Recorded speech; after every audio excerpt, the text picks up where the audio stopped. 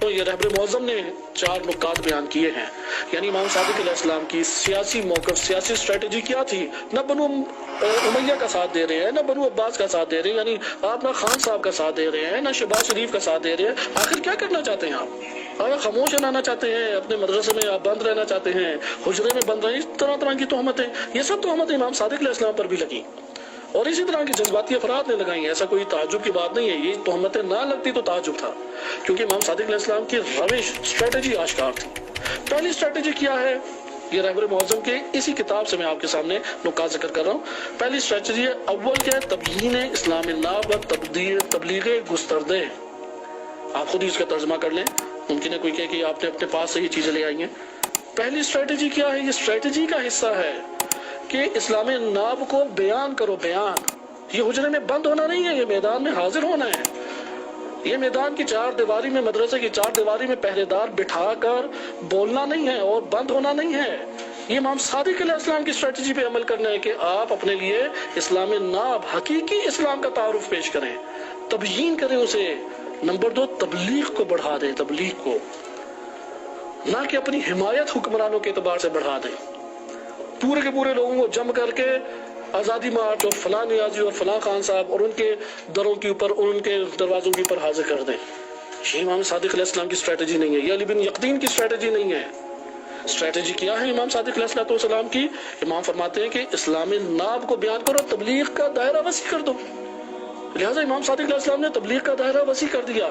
آج آپ مجھے بتائیے، جو سیاسی ہمارے رہنما موجود ہیں، شیعہ ہوں یا سنی ہوں، ان سیاسی رہنماؤں میں تبلیغ کے اعتبار سے کس کی وسعت نظری پائی جاتی ہے؟ کس کی خدمات معاشرے کے اندر پائی جاتی ہیں؟ کس کی طرف سے مبلغ مختلف علاقوں میں بھیجے جاتے ہیں؟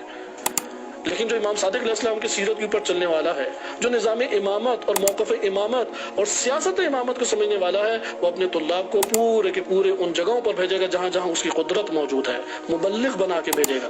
آپ روش کے ذریعے سے اندازہ لگائیں، نہ کہ صرف اور صرف خطابت کے ذریعے سے دیکھیں کہ کون کس کا حمایتی اور کون کس کا حمایتی. اگر امامت کو پہچاننا ہے، دیکھیں کس کی روش امام کے مطابق ہے. امام پہلا خط کیا بتا رہے رہبر معظم؟ تبلیغ گستردے، اسلام ناب کی تبیین کے ساتھ. دوسرا، مسئلہ امامت کی تبیین اور تبلیغ. مجھے بتائیے کہاں سے مسئلہ امامت کی تبیین اور تبلیغ ہو رہی ہے؟ کہاں پر امام اور امت کا نعرہ لگایا جا رہا ہے؟ کہاں سے نظام امامت کی بات ہو رہی ہے؟ کہاں سے سیاست امامت کی بات ہو رہی ہے؟ کہاں امامت کو راہ نجات اور راہ حل بیان کیا جانا چاہیے، کیا جا رہا ہے؟ سمجھ لے کہ یہ امام صادق علیہ السلام کی راہ پر ہے، یہ مدرسہ امامت سے وابستہ ہے، یہ سیرت اہل بیت علیہ السلام سے شخصیت وابستہ ہے. جو فرد بھی ان عناوین سے دور ہے یا اس کی زندگی میں یہ کارنامے خدمات کے طور پر موجود نہیں ہے، اسے سیاسی عنوان سے ترک کرنا لازم ہے ہمارے لیے. کیونکہ خط دوم یہ ہے کہ مسئلہ امامت کی تبیین کی جائے. پہلے کل اسلام ناب یعنی کل اسلام کا تعارف کرایا جائے، پھر اس میں سے ایک اسلام کے اہم ترین اساس، وہ جو چکی کی حیثیت رکھتا ہے، چکی کے اندر گھومنے والے پتھر کی جو حیثیت ہے، یعنی امامت، اس کا تعارف کرائیں نظام کے اعتبار سے. وہ تبلیغ، یہ رہبر کا جملہ ہے، امامت کی تبلیغ کرو، جمہوریت کی تبلیغ نہ کرو، خان صاحب کی تبلیغ نہ کرو، نیازی کی تبلیغ نہ کرو، خوشنما شعار اور خوشنما نعروں کی تبلیغ نہ کرو. کبھی خوشنما نعرے ہوتے ہیں فقر سے آزادی، کبھی حکمرانوں کے خوشنما نعرے ہوتے ہیں کہ اقتصاد بہتر کر دیا جائے گا، تعلیم کو فراہم کیا جائے گا. آج کے دور میں خوشنما نعرہ لگایا کہ غلامی سے آزاد کرائیں گے. اس سے کہو کہ ایک غلام سے، وہ جو آل سعود کی غلامی کا پھندا گلے میں پڑا ہوا ہے، اس کا نام کیوں نہیں لیتے؟ شیطان کی جو غلامی کا پھندا پڑا ہوا ہے، اس کا نام نہیں لیتے؟ وہ جو باطل نظاموں کی زنجیروں کے پھندے در پھندے ہماری گردن کے اوپر قوم کے پڑے ہوئے ہیں، اس کا نام کیوں نہیں لے؟ کون سی غلامی سے آزادی ہے؟ یہ تو فریب دینا ہے. لہذا دوسرا ہے کہ تبلیغ امامت کی کریں. تیسرا فرماتے ہیں کہ وفادار، فعال، متحرک، تربیت یافتہ افراد کو جم کریں. یہ مرحلہ سوم ہے. مجھے بتائیں کہ کون سے ہمارے سیاسی مذہبی لیڈر ہیں کہ یہ والی انہوں نے تجویز یا یہ والا پلان پیش کیا ہو؟ کہاں فعال، وفادار؟ اور کس کے وفادار؟ جمہوریت کے، خان صاحب کے، یا نظام امامت کے، امام معصوم کے؟ کہاں پہ وفادار؟ بس تیسرا مرحلہ ہے کہ تربیت کے اعتبار سے وفادار.